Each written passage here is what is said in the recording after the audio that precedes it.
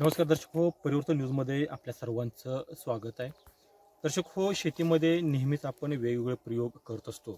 आपण नेहमी असं म्हणतो की काळानुरूप आपण बदललं पाहिजे. मग ते आपलं बोलणं असेल, वागणं असेल, राहणीमान असेल किंवा काही गोष्टी असतील.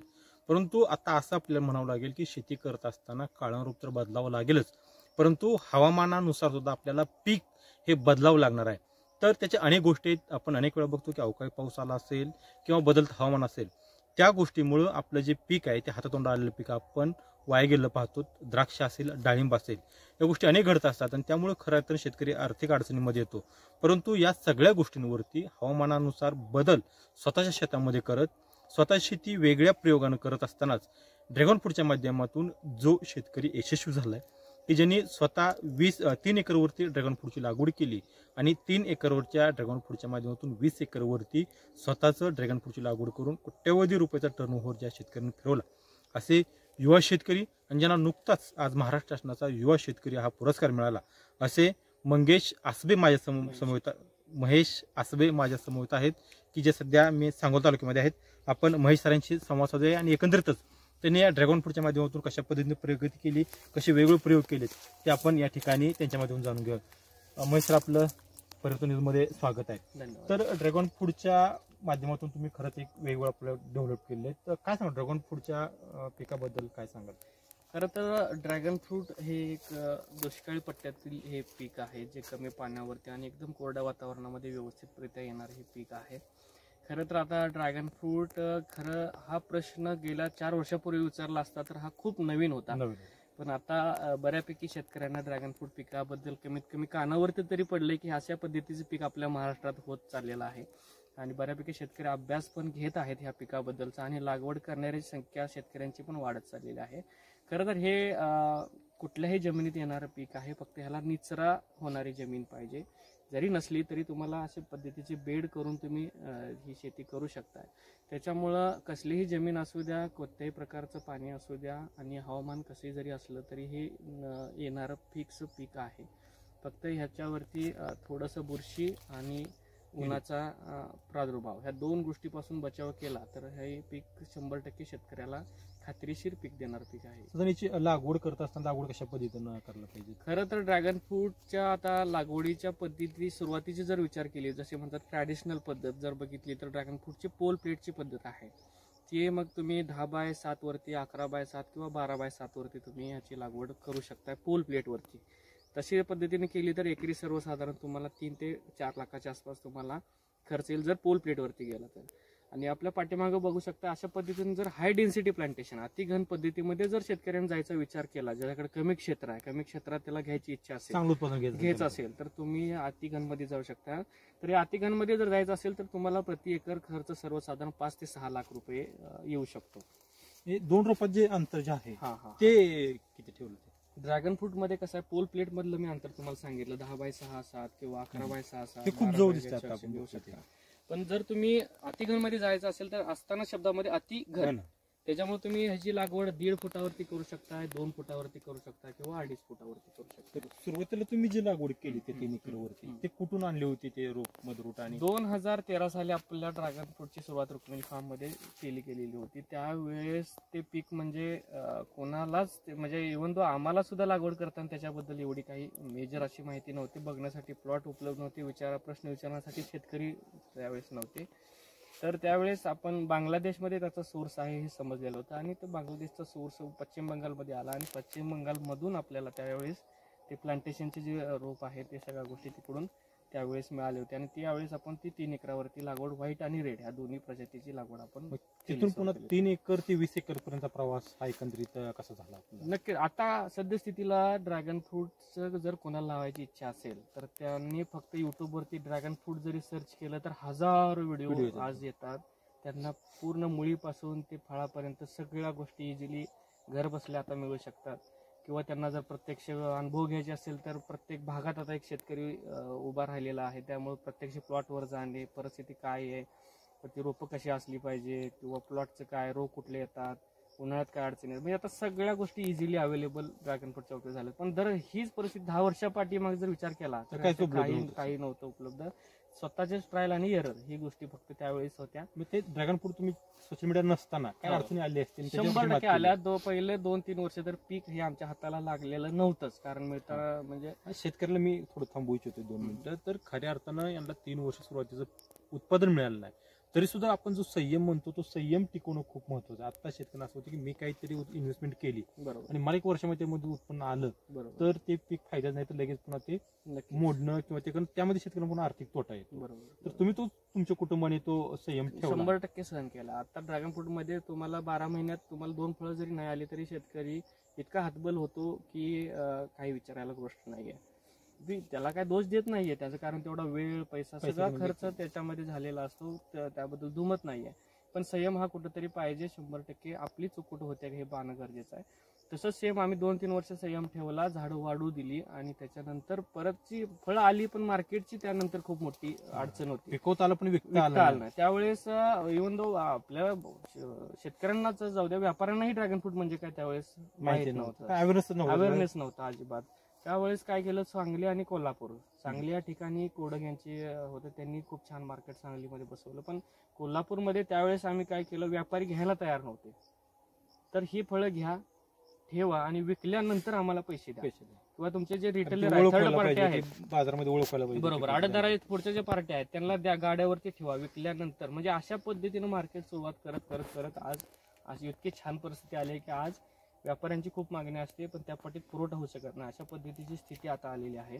त्याच्यामुळे आणि आपल्या सांगोल तालुक्यामध्ये एकतर डाळिंब हे मुख्य पीक आहे, डाळिंबाचा हब म्हणून सांगोल तालुक्याला ओळखला जातो. पण आता सद्यस्थितीला डाळिंबाचा त्या पटीत उत्पादन नाही आहे, त्याच्यामुळे त्याला पर्याय व्यापाऱ्यांसाठी ड्रॅगन फ्रूट खूप छान झाला आहे. सीझन मध्ये अगदी सांगोल तालुक्यामध्ये 5-5 टन 10-10 टनाच्या गाड्या सुद्धा आता आपल्या सांगोल तालुक्यातून लोड होत आहेत ड्रॅगन फ्रूटच्या, गेल्या सीझनला झालेल्या आहेत. त्यामुळे खूप चांगली परिस्थिती हळूहळू ड्रॅगन फ्रूट. ज्या शेतकऱ्यांनी सांगितलं की याचं जे उत्पादन सुरू होतं, उत्पादन कधी सुरू होतं आणि पिकाची काय काळजी घ्यायला पाहिजे? सध्या ड्रॅगन फ्रूटचं जे उत्पादन आहे ते जूनला स्टार्ट होते. हे पूर्ण पावसाच्या ह्याच्यावरती अवलंबून आहे. जोपर्यंत तुमचं ढगाळ वातावरण सुरू होत नाही, उन्हाळा संपून, तोपर्यंत ह्याला कळी सुरू होत नाही. पहिला पाऊस झाल्यानंतर ह्याच्यामध्ये बदल व्हायला सुरुवात होतो आणि कळी निघायला सुरुवात होते. तर त्याच्यानंतर नोव्हेंबर पर्यंत हा सीझन चालत असतो. त्याच्यामध्ये तुमचे सर्वसाधारण 5 ते 6 तोडे होतात. ड्रॅगन फ्रूट हे डाळिंबासारखं 1 टाइम पीक नाहीये, माल आला काढला आणि सीझन संपला असं नाही. तर ह्याचे लॉट 15 दिवसाला, 20 दिवसाला किंवा आठवड्याला असे ह्याचे प्लेस चालू राहतात. त्यामुळे तुमच्या सीझन मध्ये 5 ते 6 तोडे. खत व्यवस्थापन कशा पद्धतीने? ड्रॅगन फ्रूटला मुख्यत्वे तुम्हाला एक सीझन चालू व्हायच्या अगोदर आणि सीझन संपल्यानंतर असे 2 बेसल डोस शेतकरी भरू शकतात. रासायनिक करा किंवा ऑर्गॅनिक करा किंवा दोन्हीची सांगड घातलेली अतिशय योग्य राहील. जूनच्या अगोदर म्हणजे तो येणाऱ्या पिकासाठी बेसल डोस होईल आणि नोव्हेंबरचा जो बेसल डोस असतो तो झाडाच्या वाढीसाठी असतो. त्यावेळेस फुटवे चालू होता, स्टोरेज वाढवण्यासाठीचा बेसल डोस आहे तो तुम्ही नोव्हेंबर मध्ये भरू शकता.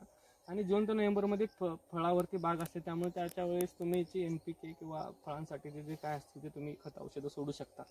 पुढचा जो मार्च एप्रिल मे आहे त्यावेळेस तुम्हाला झाडाला पूर्णपणे रेस्ट द्यायचे आहे. ते रेस्ट म्हणजे जसे डाळिंब द्राक्षासारखी रेस्ट नाहीये. तर ह्याला जर तुम्ही उन्हाळ्यात पाणी दिलं आणि वरून उन्हाचं टेम्परेचर 40-42 वर गेलं तर झाड सडायचे चान्सेस जास्त आहेत. आपल्या सोलापूर जिल्ह्यामध्ये 42+ होतच बरे 100% होतं. त्याच्यामुळे तुम्हाला पाणी कमी करायचं उन्हाळ्यात. हा सगळ्यात ड्रॅगन फ्रूटचा प्लस पॉईंट आहे, जिथे शेतकऱ्यांना उन्हाळ्यामध्ये पाणी टंचाई असू शकते की मिळतच नाही. आता जर आपण बघितलं तर उजनी धरण हे मायनस मध्ये गेलेलं आहे. त्यामुळे इथं शेतकऱ्यांना पिण्याच्या पाण्याचा प्रश्न गंभीर बनला, त्यामुळे शेतकऱ्यांना प्रश्न नाही. त्यामुळे इथं ड्रॅगन फ्रूट जर असेल तर ते ड्रॅगन फ्रूट प्लस शेतकऱ्याला 100% शेतकऱ्याला ते तारू शकते. आता सध्या आहेच परिस्थिती 2024 म्हणजे आता आपण बघतोय. तर जो तुमचा आपला मंगळवेढा असेल, तिकडला उजनी हा पट्टा असेल, तर इकडे पाण्याची भीषण टंचाई झालेली आहे. तर अशा स्थितीमध्ये ज्यांचे ड्रॅगनचे प्लॉट आहेत ते शेतकरी भले आता त्यांना दुसरं पीक असतं तर ते खूप अडचणीत आले असते ह्या गत वर्षीसाठी. बरोबर. पण आज ड्रॅगन फ्रूट ज्याचं आहे त्यांनी पाणी थांबवलेलं आहे, पण त्यांना एवढं खात्री आहे की जूनला जेव्हा पहिला पाऊस होईल तेव्हा ऑटोमॅटिक त्याला फळधारणा होणार. भले त्यांना त्या पटीत अवरेज नाही पडेल, म्हणजे जिथं 5 लाख व्हायचे 100%, 5 लाख व्हायचे तिथे 2 लाख तरी त्या बिचाऱ्या शेतकऱ्याचे 100% होणार आहेत. म्हणजे अशा पद्धतीनं आधार देणार हे पीक आहे. त्याच्यामुळे तुम्ही ह्याच्याकडे खूप मोठं काय जादुई पीक म्हणून बघू नका की हे आपल्याला 10 लाख 50 लाख 20 लाख देणार आहे. पण तुम्हाला जी भूक शेतकऱ्याची आहे ती भागवण्यासाठी हे पीक साधे 100% सोपे म्हणजे तुम्हाला मूर देत नाही. हा 100% मरू देत नाही. जगू हे शकते. शाश्वती देणार पीक आहे. शाश्वती. आपल्याला आज डाळिंबात शाश्वती नाही, द्राक्षात शाश्वती नाही, कुठल्याही पिकात शाश्वती राहिलेली नाही. पण ही 100% शाश्वत देणारं पीक आहे, एवढी मी खात्रीने तुम्हाला सांगतो. साधारण तुम्ही हे करत असताना तुमचं शिक्षणाचा इथं कसं उपयोग झाला? तुमचं आता एमटेक शिक्षण झालंय, एवढं एमटेकचं शिक्षण घेऊन कुठं नोकरी संधी मिळत असताना मग आता शेतीमध्ये एवढं राबणं, एवढं रिस्क घेणं, ह्या गोष्टीकडे कसं पाहता? नाही 100%. आता एक तर काय आहे की शिक्षणाचा फायदा हा होतो की आज मार्केट असेल किंवा सोशल मीडियाचा वापर इतक्या मोठ्या प्रमाणात वाढलेला आहे. तुम्ही आज इथं बसल्या, उद्या दिल्लीत काय परिस्थिती असेल किंवा आज दिल्लीत काय परिस्थिती झाल्या, मार्केटची काय परिस्थिती झाली, हे सगळं आपल्याला कळू शकते. ह्याच्यामध्ये एज्युकेशनचा फॅक्टर खूप मोठा येतो. किंवा आज मी तुम्हाला म्हटलं की आज जर थायलंडमध्ये एक नवीन व्हरायटी आली आहे, तर तिथं अनएज्युकेटेड जर असेल तरुण, तर तो खूप घाबरतो. त्याला आज इथून मुंबईला जाऊन ये म्हटलं तरी तो घाबरतो की मी ट्रेनमध्ये कसं बसू किंवा हे म्हणजे वास्तविकता आहे. जर एज्युकेटेड असतील तर ते नक्कीच थोडंसं धाडस करायचा प्रयत्न करतात. आणि त्या धाडसामुळेच मी गेल्या 3 ते 4 वर्षात जवळपास 10 देश फिरून आलेलो आहे. ते म्हणजे एन्जॉयसाठी नाही, तर खास शेतीसाठी काय आपल्याला नवीन आणता येईल, नवीन काय करता येईल, आणि असे प्रयोगशील प्रयत्न करण्यासाठी पण ते एज्युकेशनचा खूप मोठा फायदा झाला आहे ॲग्रिकल्चर शिकल्यामुळं. आणि एक एज्युकेटेड ज्यावेळेस तरुण काहीतरी करत असतो तेव्हा बाकीच्यांचा बघण्याचा दृष्टिकोनही खूप छान प्रकारे असतो. मोठ्या लेवलचे दर्जाचे जे काही शास्त्रज्ञ असतील, हे असतील, ह्यांचाही आपल्याकडे बघण्याचा फोकस खूप चांगला असतो. त्याच्यामुळं शेतीमध्ये जर काय करायचं असेल तर एज्युकेशन असेल तर खूप काही गोष्टी चांगल्या पद्धतीने आपण करू शकतो.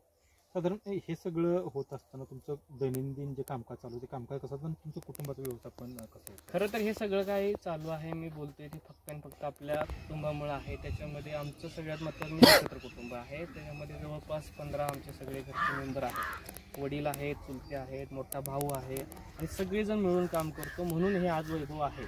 जे काही हँडल होते ते फक्त आणि फक्त त्यांच्यामुळेच म्हणजे शक्य आहे. त्याच्यामध्ये आमचं मेन रोल प्ले म्हणजे मोठा भाऊ राहुल आहे, तो ग्राउंड लेवलला सगळं काम करतो. वडील आहेत ते सगळ्या गोष्टी असतील त्या बघत असतात. मोठे चुलते असतील वगैरे ते बाकी गोष्टी हँडल करत असतात. म्हणजे सगळ्यांचे व्यवस्थित जे जबाबदारी आहे, साथ आहे, म्हणून आपण आज ह्या लेवलपर्यंत पोहोचू शकलेलो आहे. तर तुम्ही ड्रॅगन फ्रूट शेती स्वतःपुरती, स्वतःच्या कुटुंबापुरती मर्यादित न ठेवता तुम्ही अनेक लोक या ठिकाणी कनेक्टिव्हिटी केली सांगितलं. असं किती लोक जोडले गेले त्यामध्ये? सर्वसाधारण गेल्या 2 ते 3 वर्षामध्ये ड्रॅगन फ्रूटसाठी 25 ते 30 हजार शेतकऱ्यांनी रुक्मिणी फार्मला आतापर्यंत भेटी दिलेल्या आहेत. त्याच्यामध्ये आता 2 वर्षामध्ये 500 पेक्षा जास्त शेतकऱ्यांनी रुक्मिणी फार्म मार्फत आपल्या लागवड केलेली आहे.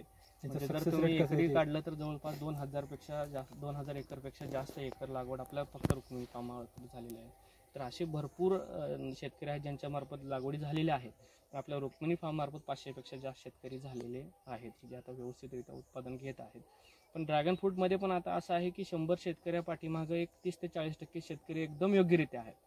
बाकी 60% शेतकरी अजूनही ज्यांनी लागवड केलेले आहेत ते थोडेसे अनुभवाच्या अभावी किंवा नियोजनाच्या अभावी किंवा बाकीच्या काही तांत्रिक आर्थिक अडचणी याच्यामुळे सुद्धा अयशस्वी होणाऱ्या शेतकऱ्यांची संख्या जास्त आहे. ओके, कारण त्यांना ते जे नॉलेज प्रॉपर मिळायला पाहिजे मिळतं. कुठे तुमचा एक व्हॉट्सअप ग्रुप त्यांच्यावर अपडेट वगैरे टाकणं असं काय केलेलं आहे? भरपूर ड्रॅगन फ्रूटचे आता भरपूर तुम्ही तुमचे जे लोक आहेत ते अपडेट विचारून त्यांना मार्गदर्शन सुरू करता येते.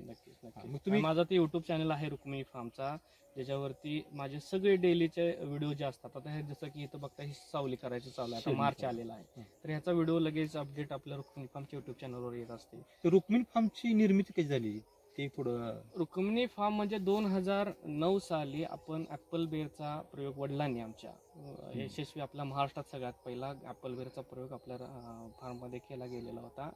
आणि जसं ड्रॅगन फ्रूट बघण्यासाठी शेतकरी आता येतात त्या पद्धतीनं त्यावेळेस ते बोराचा प्रयोग बघायला, नवीन बोर होतं त्याच्यामुळे ते बघण्यासाठी येत होते. आणि त्याच्यातून नाव वडिलांनी रुक्मिणी हे दिलं, कारण आम्ही जे काय आहे आज ते रुक्मिणीमुळं आहे, त्याच्यामुळं ते नाव आपण पुढं कॅरी केलेलं आहे. तर जे ड्रॅगन फ्रूटकडे शेतकरी बघत असतील, ड्रॅगन फ्रूट तो थोडा लांब राहू, पण शेतीकडे जो शेतकऱ्याचा बघणं दृष्टिकोन आहे तो थोडा वेगळा चाललाय, थोडं नैराश्य. त्या शेतकऱ्यांसाठी काय सल्ला? नाही, सध्या स्थितीला आपण विचार केला तर खरंच शेतकऱ्यांची स्थिती खूप बिकट आहे. आपले सर्वसामान्य शेतकरी खरंच अडचणीत आहेत. त्याला बघायला गेलं तर त्याला आपलं निसर्ग पण फॅक्टर आहे, त्याच्यानंतर शासनाचे धोरणं आहेत, परत मार्केट मधलं चढ उतार बघताय.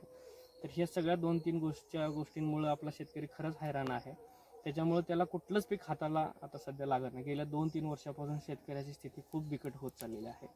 तर मी हे सांगेल शेतकऱ्याला की शेवटी आपल्या स्वतःलाच हातपाय हलवल्याशिवाय ह्या गोष्टी बदलणार नाहीयेत. त्याची कुणाही अवलंबून, शेती कधीच कुणावर अवलंबून राहूच शकत नाही, शेतकऱ्यालाही माहिती आहे. त्याच्यामुळे शेतकऱ्यानंच थोडंसं स्वतःमध्ये बदल करावा, थोडंसं बाहेर पडावं. बाहेर म्हणजे थोडंसं भारत देशामध्ये दौरे करावेत की नवीन काय चालू आहे का, नवीन पीक काय आणू शकतोय का, आपल्या पिकाला पर्यायी पीक काय निघू शकतं का. तर फिरून थोडंसं मार्केट सर्वे करून शेतीमध्ये काहीतरी गोष्टी बदल करण्याचा प्रयत्न करावा. पूर्णपणे शासन आणि ह्याच्यावरती अवलंबून राहिलं तर अजूनही आपण सुधारणार नाही. आपण म्हणतो की दुसऱ्यावर विसंबून राहिला तो पार बुडाला. तर तुम्ही हे जे करत असताना साधारण 20 एकर वरती ड्रॅगन फ्रूट आहे आणि इतर पण तुम्ही फळबाग चांगल्या पद्धतीने आहे, पेरू असेल, सीताफळ असेल, शेततळ आहे, त्यामध्ये बऱ्याच जणांना असं वाटते माझं जे काही आतापर्यंत नाव ड्रॅगन फ्रूट मध्ये जाय, त्यामुळे अशा बऱ्याच शेतकऱ्यांना संभ्रम आहे की मी फक्त ड्रॅगन फ्रूटची शेती आम्ही करतो. तर असं काही नाही की द्राक्षी आमची 3 एकर होती, 5-6 एकर आता वेहनार पेरू आहे, परत सीताफळाची बाग आहे, 15 एकर डाळिंब होतं, आज नाही ते दुर्दैवानं. पण अशा सर्व पिकांची उत्पादन आपण घेतोय. जवळजवळ 40 एकर मध्ये सगळ्या फळपिकाची आपण उत्पादन घेतो. म्हणजे फक्त काय ड्रॅगन हा व्यवसाय नाही, शेतीमध्ये प्रयोग चांगल्या पद्धतीने. नक्कीच नक्कीच नक्कीच. तर हे होते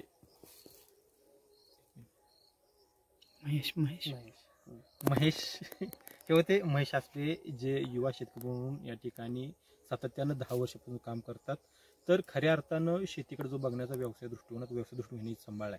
फक्त एकाच पिकावरती अवलंबून न राहता शेतामध्ये वेगवेगळे पिकं घेऊन त्याच्यावरती वेगवेगळे प्रयोग करणं हे खरं तर शेतकऱ्यांसाठी स्वतःसाठी खूप महत्त्वाचं आहे. समाजासाठी, बाकीच्या गोष्टीसाठी तर ठीकच आहे, परंतु स्वतःचं जे जगणं आपण जर खऱ्या अर्थानं समृद्ध करायचं असेल तर आपण शेतीमध्ये चांगल्या पद्धतीने प्रयोग केले पाहिजेत. आणि ते प्रयोग करत असताना यांनी जे सांगितलं की आपण फिरलं पाहिजेत, पण आपण फिरतो, पण फिरत असताना आपला दृष्टिकोन जर आपण शेतीच्या व्यवसाय दृष्टीने जर बघितला तर खऱ्या अर्थानं ते फिरणं खूप महत्त्वाचं होतंय. म्हणून तर जे आपण शेती सक्सेस करायचं असेल तर अशा गोष्टी सुद्धा आपण जाणून घेतल्या पाहिजेत. तुम्ही कधी जर सांगोला ठिकाणी आलात तर निश्चितपणे यांच्या फार्म हाऊसला भेट द्या. तिने खूप वेगवेगळे प्रयोग या ठिकाणी केलेत. मी आता ज्या प्लॉटवर आहे तो त्यांचा 7 एकराचा प्लॉट आहे. त्यांचं जे घर आहे तिथं आपण गेलो, खरं आलिशान खूप चांगलं त्यांचा बंगलो तिथं आहे, एकत्र कुटुंब पद्धती आहे. तिथं जर गेलं तर तिथं सुद्धा तिने 2 ते 3 एकरवरती वेगवेगळे प्रयोग केलेत की ज्यामध्ये प्लेट्सला आहेत, ज्या ठिकाणी चौकोने आहेत, किंवा ज्यांची पूर्वीची त्यांची जुनी द्राक्षी बाग होती त्या द्राक्षी बागेवरती त्यांनी हे ड्रॅगन फ्रूटची लागवड केली आहे. एकंदरीत ते सुद्धा तुम्ही पाहू शकता. आणि स्वतःच तिने एक वाण तुम्ही तयार केलं म्हणून सांगितलं, पिंक ड्रॅगनचं. येलो व्हरायटी जे आहे ते 2019 साली आपण थायलंडवरून आणलेले आहे. तर हे सगळं करत असताना तुम्हाला इथं आल्यानंतर सुद्धा ड्रॅगन फ्रूटच्या माध्यमातून चांगली पद्धती कशी विकसित करता येते, शेती समृद्ध कशी करता येते निश्चितपणे बघा येईल. जर आमचे शेतकरी तुम्हाला भेटायचे असतील तर तुमचा व्हॉट्सअप नंबर किंवा मोबाईल नंबर आमच्या शेतकऱ्यांना सांगा की तुम्ही मार्गदर्शन करू शकता. जर काही शेतकऱ्यांना आपल्या रुक्मिणी फार्मला भेट द्यायची असेल तर माझा जो मोबाईल नंबर आहे तो 9766803067 आहे. असे यूट्यूब चॅनलमुळे किंवा ह्याच्यामुळे बरेच फोन येतात असतात. दुर्दैवाने मी जर फोन नाही रिसीव्ह केला तर हा माझा व्हॉट्सअप नंबर आहे, ह्याच्यावरती तुम्ही मेसेज टाकून ठेवा तर मी याच्यावरती रिप्लाय देईल. तर ड्रॅगन फ्रूटच्या माध्यमातून समृद्ध झालेला हा आपले शेतकरी होते. व्हिडिओ जर्नलिस्ट दत्ता मानेसह बालाजी फोगारे, सांगोला.